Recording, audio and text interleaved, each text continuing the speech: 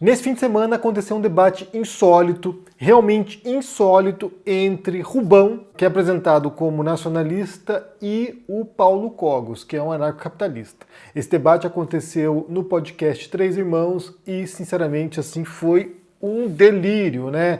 O Paulo Cogos vocês conhecem, né? O Paulo Cogos é uma figura mitológica da direita brasileira, então assim, já apareceu fantasiado de templário por aí, é um cara que tem um sério problema comportamental, inclusive, sabe, cognitivo talvez, né? De rigidez mental, é bem o perfil do cara dogmático, então assim, a gente vai falar um pouquinho mais sobre isso adiante, e o Rubão eu não conhecia e é um cara desbocado também, então botou dois ali caras bem iracundos, dois caras bem inflamados e o negócio degringolou em alguns pontos ali, né? A gente vai assistir alguns trechinhos aqui para você entender para onde foi isso.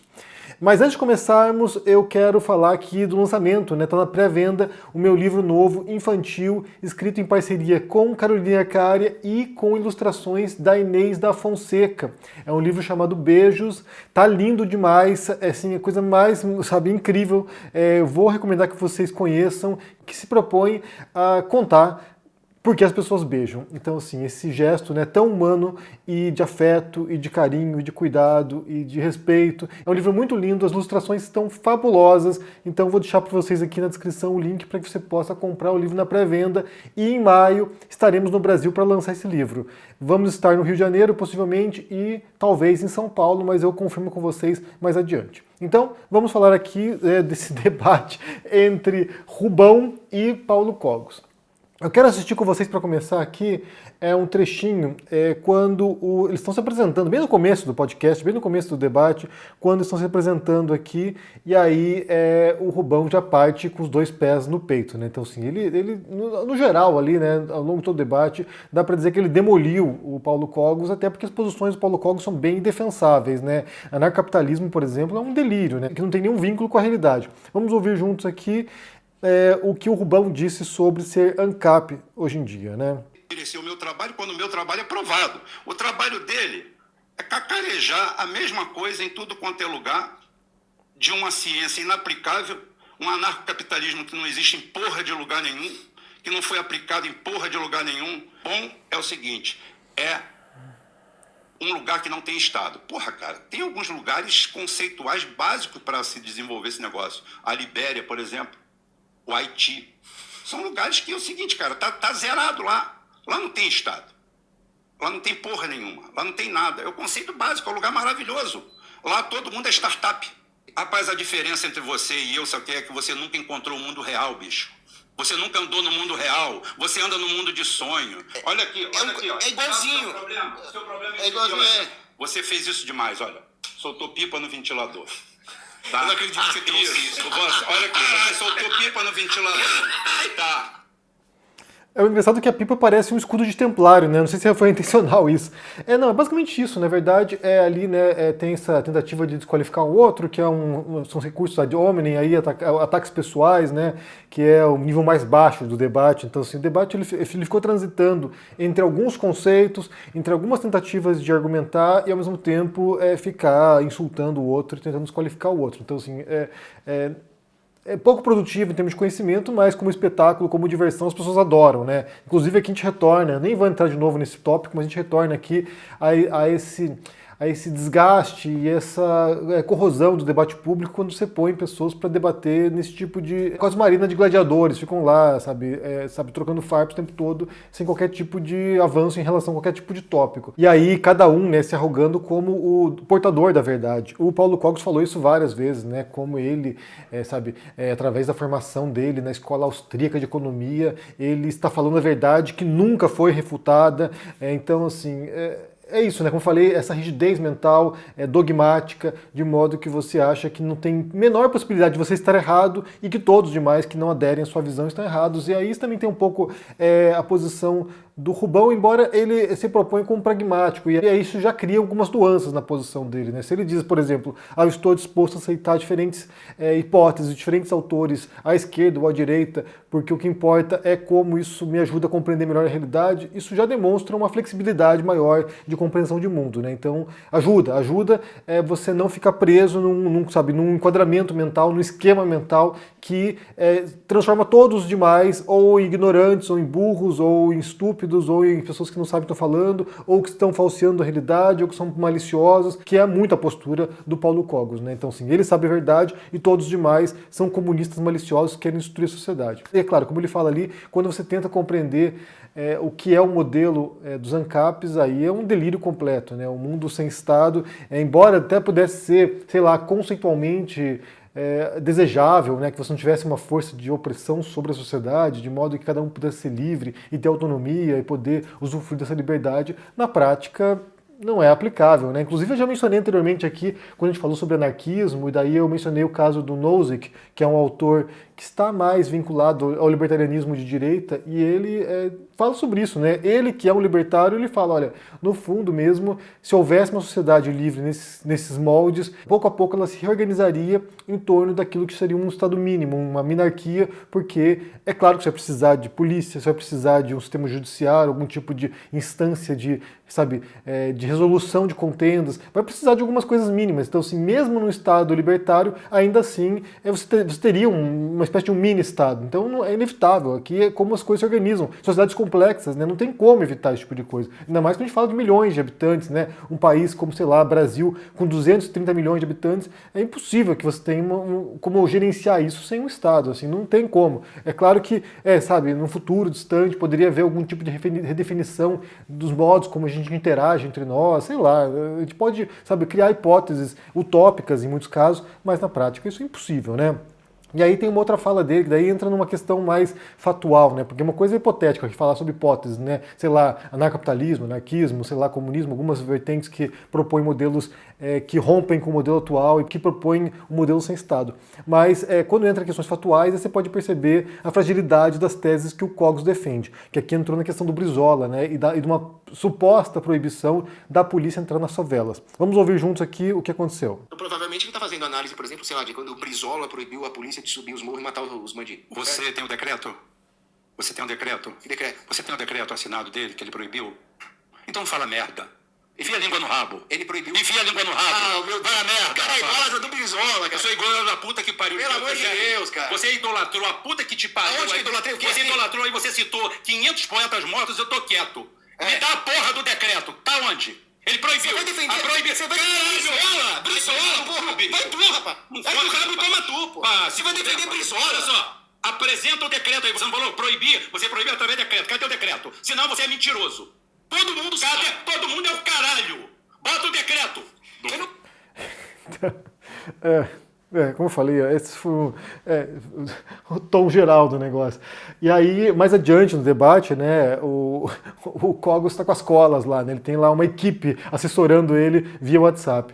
Como faz o Caio Coppola, basicamente, né? Então, o Paulo Cogos recebe lá o decreto que supostamente seria para proibir a polícia entrar na favela, e aí, na verdade, não é isso, né? Então, assim, ele vem com factoide aqui. É aquela coisa, né? Você pega um fato, você pega alguma coisa que aconteceu e daí você transforma em outra coisa e você vai falseando a realidade para defender uma tese. E aí o decreto não era sobre isso, o decreto era a proibição de que a polícia entrasse na casa dos cidadãos, na favela, sem mandado judicial. E aí aqui é cumprir a lei, na verdade, né? Que não é, um absurdo, não é você pedir para a polícia, né, não prender bandido ou não entrar na favela, como ele disse ali, é de você resguardar direitos constitucionais dos cidadãos brasileiros. Então, assim, ele mostra lá o decreto e o decreto não diz o que ele disse, né? Que não pode entrar na favela. Claro que podia entrar na favela. É claro que a polícia podia operar dentro da favela caso houvesse crime, caso houvesse alguma operação, mas não podia invadir a casa das pessoas.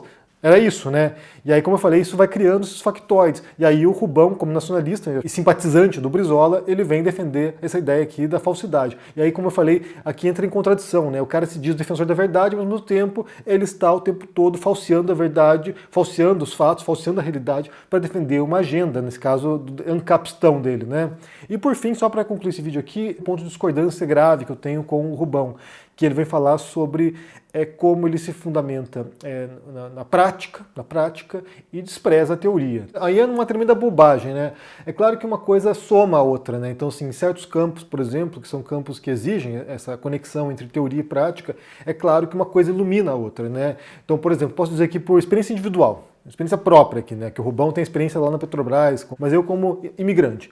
O fato de eu ter vivência como imigrante ilumina aspectos, práticos, reais da experiência de um imigrante, que alguém que só estuda, teoricamente, o que é a xenofobia, por exemplo, o que são os desafios de um imigrante em outro país, não tem. Não tem. Ela pode ter conhecimento profundo sobre a teoria do que é a imigração, do que são os preconceitos relacionados a isso, mas não ter a vivência prática que uma coisa ilumina a outra. E vice-versa. O cara pode ser um imigrante a vida inteira e não ter os conhecimentos específicos teóricos que ajudem a compreender, as causas daquele preconceito, os fundamentos daquilo, por que aquilo acontece, por que são mecanismos históricos dentro de um país determinado e assim por diante. Então, uma coisa ilumina a outra. A teoria ilumina a prática e a prática pode ser compreendida melhor através da teoria.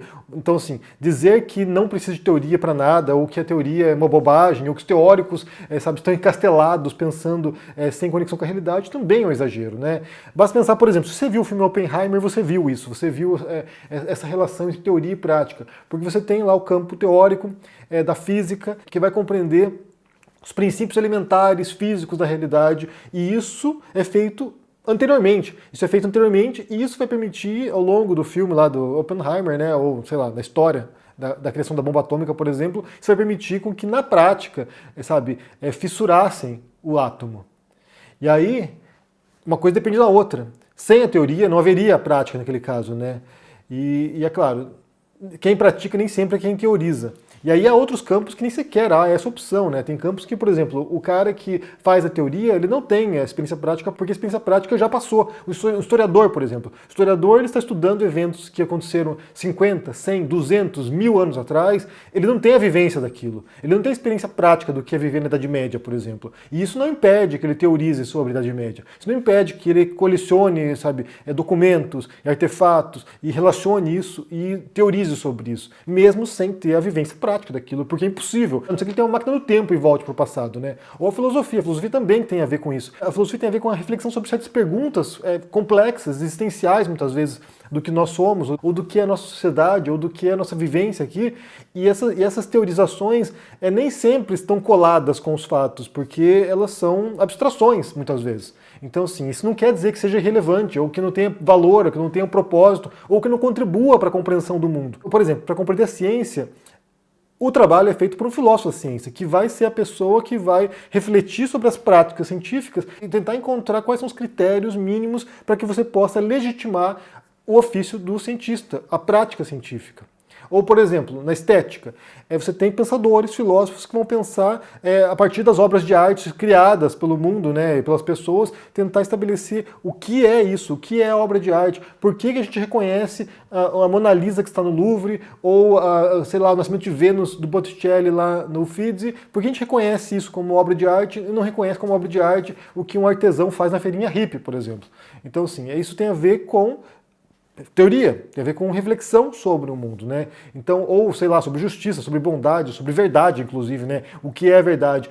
E aí você tem uma incompreensão sobre o que é o fazer filosófico, que também decorre de uma fala, né, que foi do Marx, que acabou sendo vulgarizada e banalizada por gente tosca, que a filosofia, né, os filósofos passados pensavam sobre o mundo, mas agora a ideia é mudar o mundo, né? Agora a proposta é mudar o mundo. E assim, é um absurdo, porque a filosofia continua pensando no mundo, continua teorizando sobre o mundo, e há um grupo muito pequeno na filosofia que visa ou visaria alterar o mundo, ou mudar o mundo para o melhor. Na verdade, boa parte dos filósofos continuam teorizando sobre o mundo porque é a prática filosófica. A filosofia é isso, né? A filosofia é essa reflexão crítica sobre a realidade. Então, o que ele disse ali pode se aplicar em alguns campos específicos, né, no qual a prática seja fundamental para que você possa, compreender aquele ofício, mas em muitos outros campos, em muitíssimos campos, a teoria não está necessariamente colada com a prática. A teoria, às vezes, ela é fundamental para que a prática possa existir depois. Ou a teoria ela é uma compreensão da prática. Por que nós fazemos isso? Sobre o sexo, por exemplo. Os seres humanos praticam sexo desde sempre, né? É como a gente existe como espécie.